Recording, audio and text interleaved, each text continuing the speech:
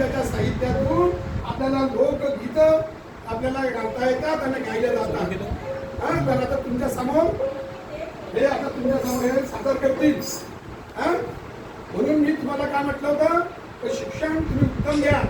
हे शिक्षण तुम्हाला इथेच मिळेल, दुसरीकडे मिळणार. म्हणून शिक्षणासोबतच घ्यावं संस्कार, शिक्षणासोबतच घ्यावं